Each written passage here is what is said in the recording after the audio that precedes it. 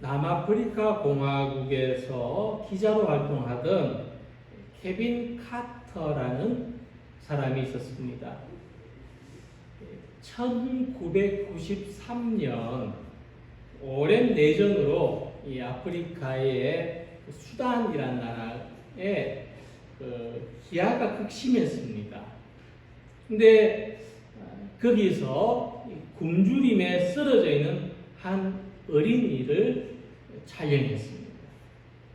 일어날 힘도 없어서 땅바닥에 몸을 엎드린 흑인 아이, 또 그 옆에는 먹잇감을 기다리는 독수리 한 마리가 이 소녀를 노려보고 있습니다. 이 사진은 뉴욕타임즈를 통해서 전 세계에 퍼져나가게 되었고, 수단 문제에 대한 여론을 환기시켰습니다. 그 공로로 이 케빈 카터는 이 전 세계 기자들에게 최고의 영예인 풀리처 상을 받았습니다. 하지만 문제는 그 다음에 일어났습니다. 이 사진이 알려지고 얼마 되지 않아서 카터는 수많은 사람들로부터 비난을 받아야 했습니다. 굶어 죽어가는 아이의 생명부터 먼저 구할 생각을 하지 않고 어떻게 사진 촬영을 할 생각을 했느냐 하는 것입니다. 그 자리에 함께 있었던 동료는 카터가 이 사진을 찍은 후에 독수리로부터 소녀를 안전하게 지켜주었다고 변호해 주었지만은 이 카터는 사람들로부터 예상치 못한 비난의 화살을 받아야만 했습니다. 그리고 자책감에 시달렸습니다. 그러다가 결국 스스로 목숨을 끊는 안타까운 결말을 선택하고 말았던 것입니다. 무엇이 먼저인가? 이 굶주린 아이에게 먹을 것을 먼저 줘야 했는가? 사진을 먼저 찍어야 했는가? 이런 것처럼 무엇을 먼저 해야 되는가 하는 것이 우리가 살아가는데 대단히 중요합니다. 우리의 삶엔 우선순위가 있고, 서양 속담에 첫 번째 단추를 잘못 끼우면 두 번째 단추를 끼울 자리가 없어진다 하는 말처럼 먼저 해야 할 우선순위가 있는 것입니다. 오늘 함께 읽은 말씀을 보면은 우린 예수님의 순서를 발견할 수 있습니다. 복음서에서 마치 공식과 같은 순서. 시험 받으신 후에 제자를 부르십니다. 예수님은 갈릴리를 두루 다니시면서 복음을 나시기 전에 먼저 이 사역에 함께할 제자들을 부르십니다.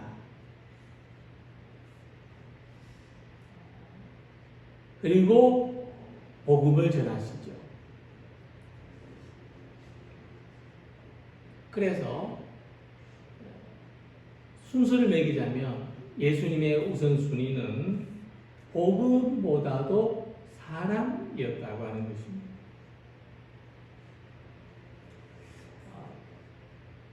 복음이 먼저지 사람이 먼저냐 이런 생각을 하실 수도 있을 것인데, 예수님은 복음을 듣게 하기 위해서 사람을 모으신 것이 아니라 사람을 구원하기 위해서 복음을 전하셨다는 거예요. 그러니까 예수님은 반드시 많은 사람이 모여야 거기에 복음을 전하시겠다는 생각이 아니었습니다. 한 사람이라도 들을 길을 가진 사람에게 복음을 전해야 합니다. 이런 우선순위가 있었다는 것입니다. 이 사실이 우리에게 주는 교훈이 뭐냐 하면, 교회가 커지기 위해서 사람을 필요로 하는 것이 아니라는 겁니다. 예수님은 그런 목적으로 제자들을 부르신 것이 아닙니다. 아마도 예수님이 이렇게 물량주의로 하셨다면 물론 수천 수만 명의 수종자를 모을 수 있었겠고 예수님은 십자가에 달리지 않으실 수 있었겠지만 기독교는 그 다음에 사라지고 말았을 것입니다. 복음으로 사람을 구원하는 일이 먼저 일어났고 그 다음에 교회가 생겨났던 것, 그 일을 위해서 교회가 필요했던 것이 기독교의 역사입니다. 그렇기 때문에 우리도 사람을 구원하기 위해서 복음을 전하는 것이지 교회를 크게 하기 위해서 복음을 전하는 것이 아닙니다. 사람을 구원하기 위해서는 교회가 작아져도 되고 낮아져도 괜찮습니다. 우리는 이 우선순위를 지켜야 합니다. 살찐 사람이 건강을 위해서 다이어트를 하는 것처럼 교회는 자기 몸을 깎아서라도 사람을 구원하는 일에 우선순위를 가져야 합니다. 저는 이것이 코로나 이후에 기독교가 가야 할 방향이라고 생각합니다.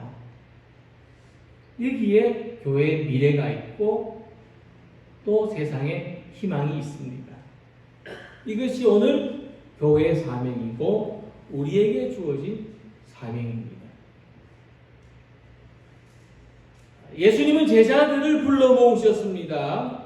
맨 처음 예수님의 제자가 된 사람들은 베드로와 안드레, 야고보와 요한 이 사람들인데 이들은 모두가 나를 따라오라 내가 너희를 사람을 나누는 어부가 되게 하리라는 이 예수님의 말씀을 듣고 즉시 예수님의 제자가 되었습니다. 자, 그 말씀을 들었을 때 어떤 뜻으로 예수님이 제자가 되었을까? 도대체 무엇이 그들로 하여금 예수님의 제자가 되게 했는가 생각해 보고자 합니다. 자, 이 네 사람은 업으로 일을 하다가 더 나은 삶이나 안전을 보장해 줄 수 있는 새로운 일자리를 찾는 것처럼 시급을 바꾸듯이 예수님의 제자가 된 것이 아닙니다. 그들은 자신의 성공이나 출세를 위한 욕심으로 예수님의 제자가 되지 않았습니다. 그들이 예수님의 제자가 된 것은 자기를 위해서 살아온 사람들이 이제 다른 사람의 구원을 위해서 살기 위하여 된 것입니다. 오늘 예수님의 제자로 부름받은 우리들이 생각해야 될 것은 어부가 자신을 위해서 물고기를 잡습니다. 이처럼 내 목적을 위해서 사람을 낳는 어부가 되는 것이 아니라고 하는 것입니다. 우리는 나의 성공을 위해서 사는 사람이 아니라 다른 사람의 구원을 위하여 사람을 낳는 어부로 부르심을 받은 것입니다.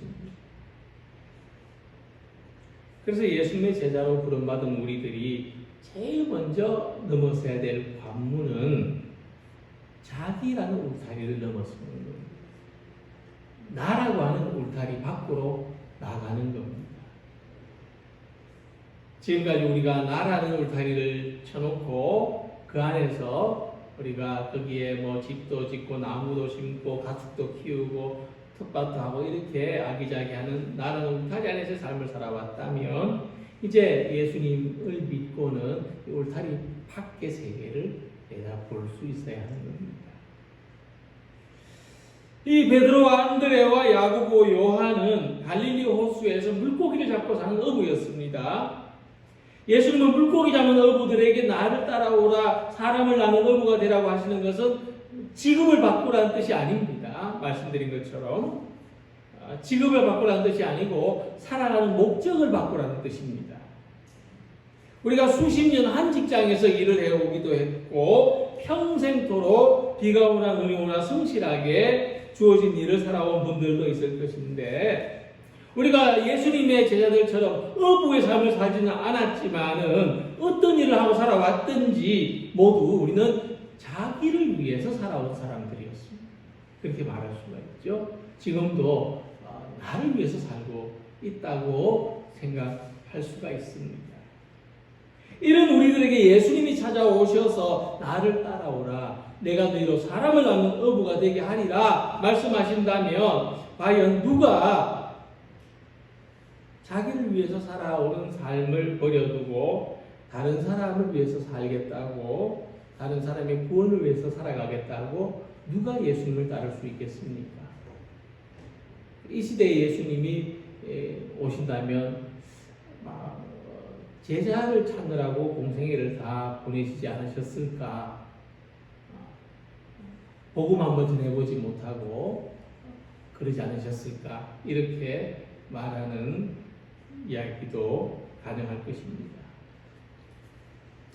그래서 우리가 예수님을 따르는 사람이 되는 것은 지금까지 살아왔던 이 삶의 목적을 바꿀 때에 가능해지는 것입니다. 우리가 이 부르심을 소명이라고 말합니다. 소명은 다른 말로 콜링입니다. 부른다는 뜻이죠. 부름을 받는다는 뜻입니다. 이 부르심을 따르는 사람들이 소명을 가진 사람이 될 수가 있습니다. 우리가 사는 동안 직업을 바꿀 수 있고, 대통령이 될 수도 있고, 이 앞에 동네에 사는 사람처럼 구청장이 갑자기 될 수도 있습니다.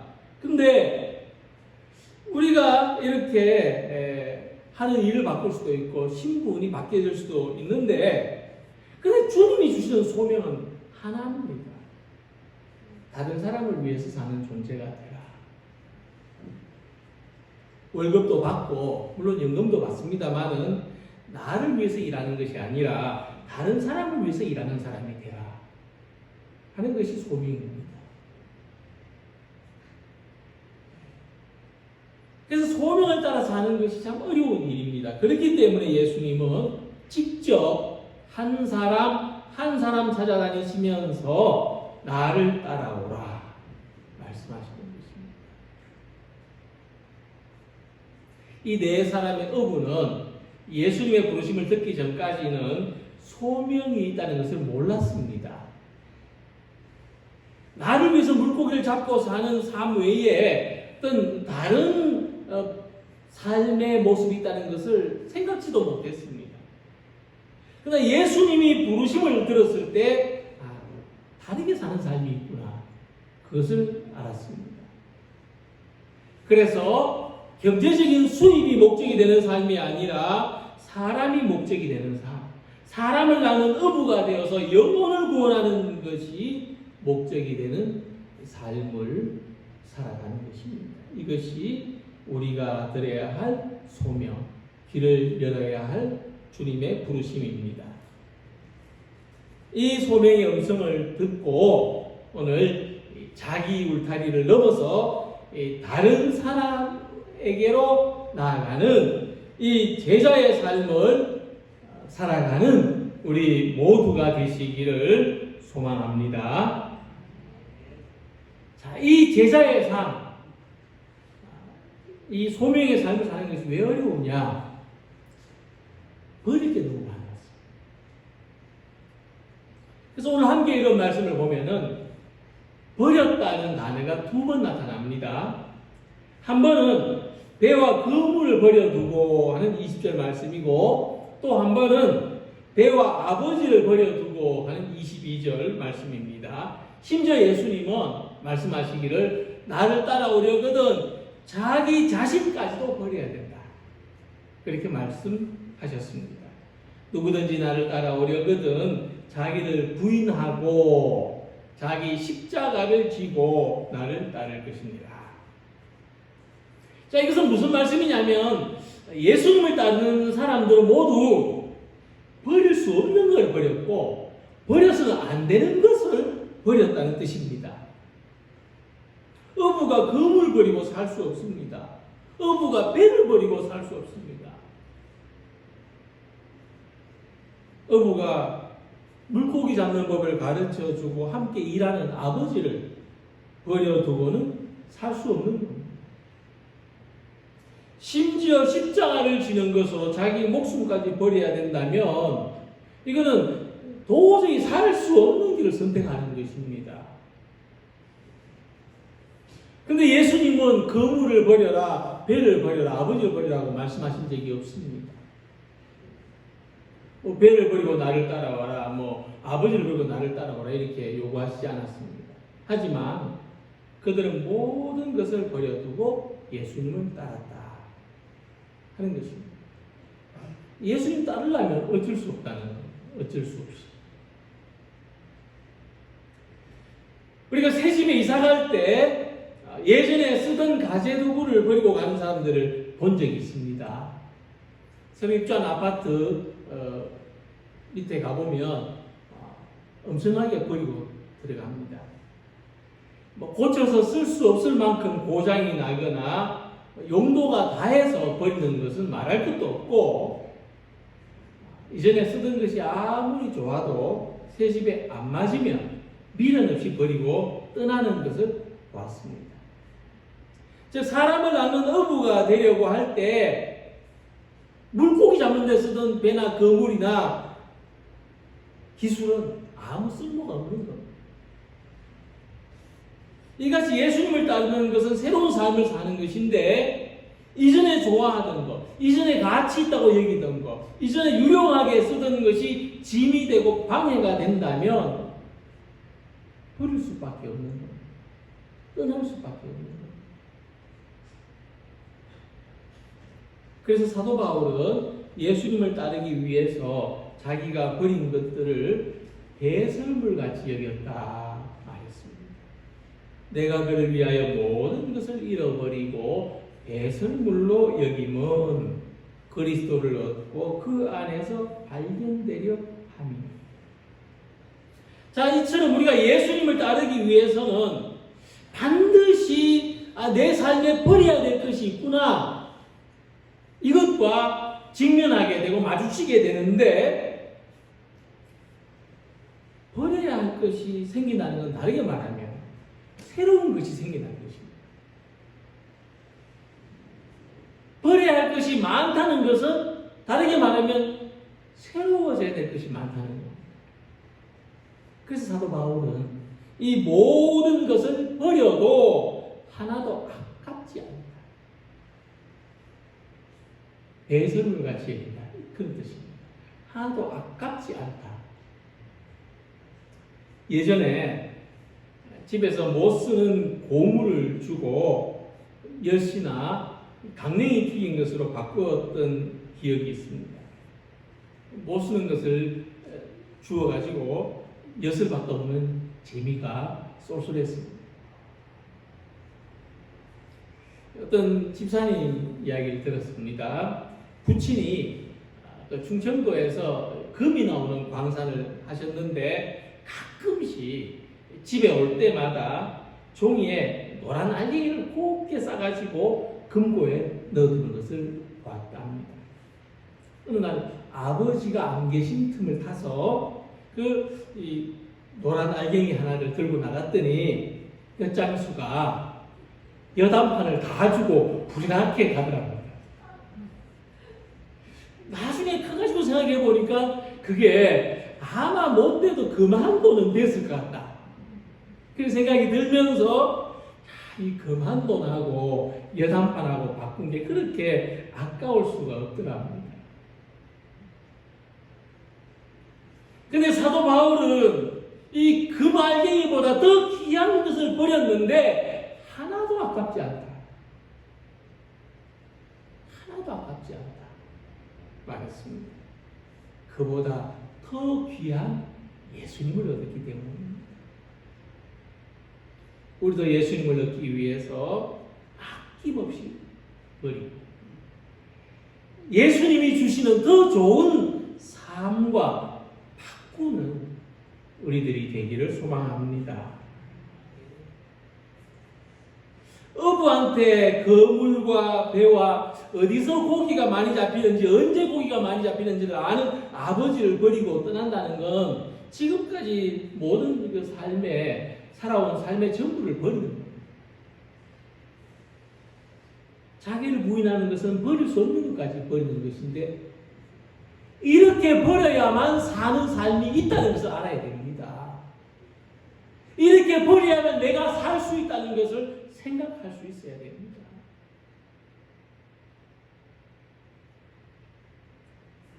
그래서 버린 것보다 더 좋은 것을 얻는다면 버린 것이 하나도 아깝지 않은 겁니다.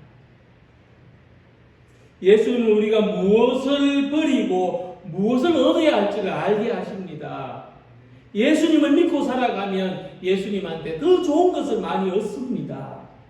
예수님 안에 좋은 것을 많이 얻을수록 발견할수록 버릴 건 더 많아지고 우리가 버리는 것은 그냥 버리는 것이 아니고 투자하는 겁니다.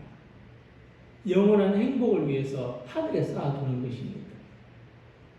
하물며 쓸데없는 생각, 불안, 두려움, 염려, 걱정, 삐뚤어진 마음, 소모적인 습관, 나만 생각하는 고집, 이런 것들을 버리는 것이 얼마나 복된 건지 모릅니다.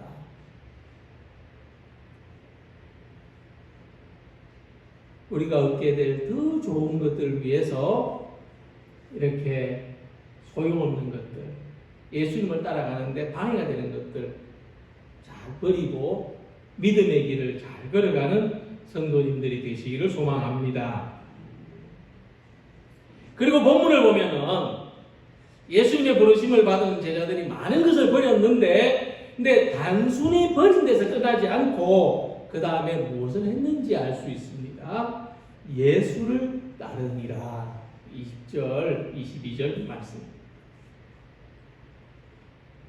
그들은 예수님을 따르기 위해서 남들이 보면은 그 귀한 걸 버리는가 싶은데 그들 자신은 하나도 귀하게 여기지 않고 아낌없이 버린 겁니다.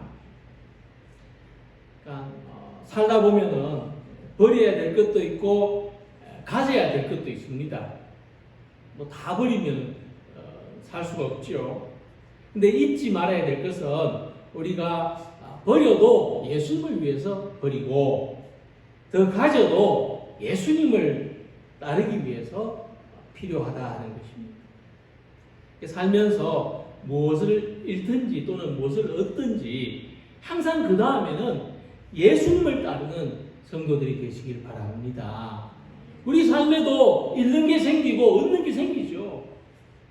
근데 그 다음에 뭐냐? 그 다음에는 예수님 따라야 돼요. 로마에 우르반 대학이 있는데 그 강당에 이탈리아에 이 우르반 대학 강당에 그리고 그 다음에는 하는 글이 새겨져 있습니다. 유래가 있는데 오래전에 이 대학에 법학 학생이 있었습니다. 그 학생이 좀 가난했어요. 그때도. 그래서 이 필립 네일이라고 하는 부자를 찾아가서 이 노인한테 학비를 좀 도와달라고 했습니다. 노인은 이 학생이 이제 보니까 법학과 다니고 장래가 있다는 것을 또 봤겠죠. 그리고 이제 허락을 해줬어요.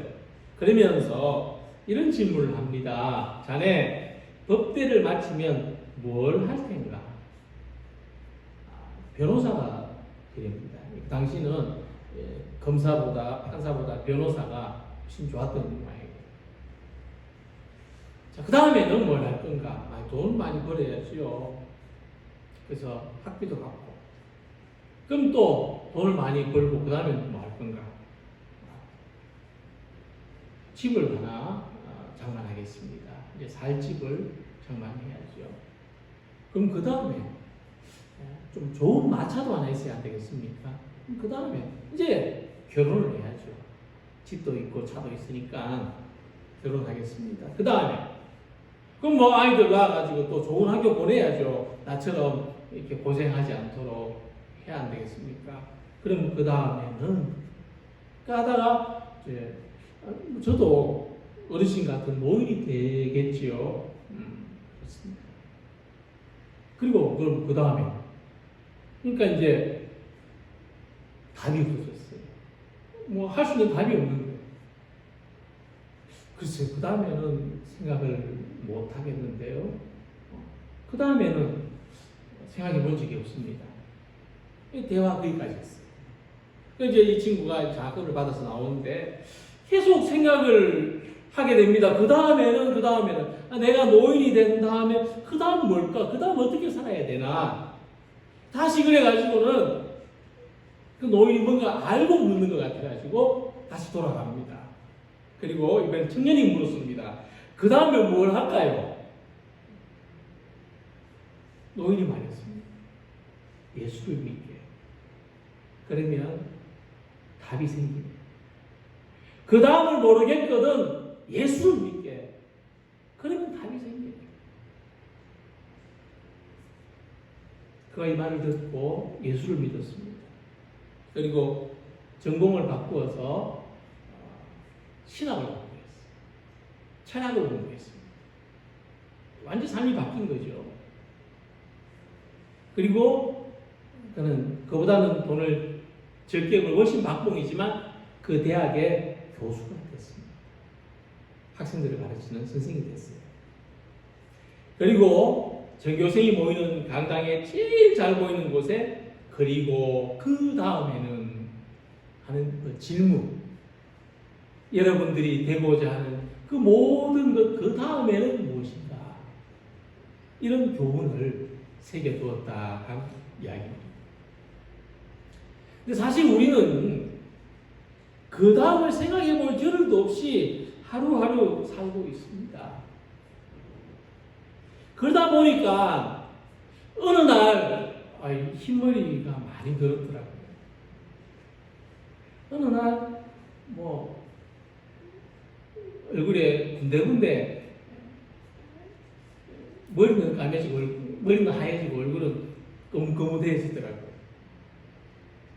근데 이제 우리는 그 다음을 생각하는 사람들이 되어야 한다 생각합니다. 예수님 갈릴리 호수에 가셔서 하루하루 물고기 잡고 살던 어부, 오늘은 10마리 잡았다, 오늘은 20마리 잡았다, 이런 어부들한테 그 다음 이야기를 해주셨어요. 하나님의 나라입니다. 하나님의 나라를 이야기해 주셨습니다. 우리에게 영원히 사라지지 않는 삶이 있다는 것을 말씀해 주셨습니다. 그래서 교회사에서 나는 이야기를 보면은요, 이 베드로가 예수님 만나잖아요. 누가복음에 보면은 물고기를 가득 잡습니다. 그죠? 깊은 데 가서 그물을 내자 했더니 물고기 가득 잡았어요. 그래가지고 다른 배를 또 불렀어요. 아마 요한과 야고보의 배가 아니었을까 싶은데 2배의 고기를 가득 실었는데 배가 가라앉을 지경이 됐습니다. 이게 그냥 말 잡았다는 이야기가 아닙니다. 누가복음 5장 7절에 보면은 2배의 체험에 잠기게 되었더라. 무슨 말입니까? 배에 고기를 가득 잡았습니다. 정말 무엇 없이 잡았습니다. 그런데 배가 가라앉아요. 무슨 소용이 있습니까? 베드로는 여기서 인생의 본질을 경험했다고 말합니다. 쓸모없는 거구나. 원하는 것을 다 이루었는데 내 배가 가라앉고 있어요. 내가 아쉬운 것 없이 살고 있는데 내 배가 가라앉고 있어요. 무슨 소용이 있습니까? 그래서 이 베드로와 네 사람의 어부는 그때 깨닫고 새로운 삶을 향해서 예수님의 제자가 되었다 하는 이야기입니다. 복음은 사람을 구원하는 능력입니다. 예수님은 복음을 전하기 위해서 제자를 부르신 것이 아니라 그들을 구원하기 위해서 복음을 전하셨습니다. 사람을 구원하는 것이 목적이죠.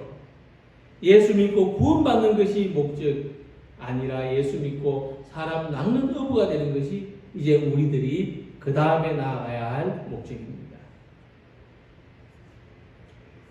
자기 울타리를 넘어서 다른 사람의 구원을 위하여 살아가는 사람들이 되시기를 바랍니다. 예수님 안에 있는 더 좋은 것을 얻기 위해서 내 안에 있는 더 좋은 것을 버리는 사람들이 되시기를 바랍니다. 그리고 그 다음에 있는 영원한 삶을 위해서 자기마저도 부인하고 예수님을 따르는 우리 모두가 되시기를 주님의 이름으로 기원합니다. 기도드리겠습니다.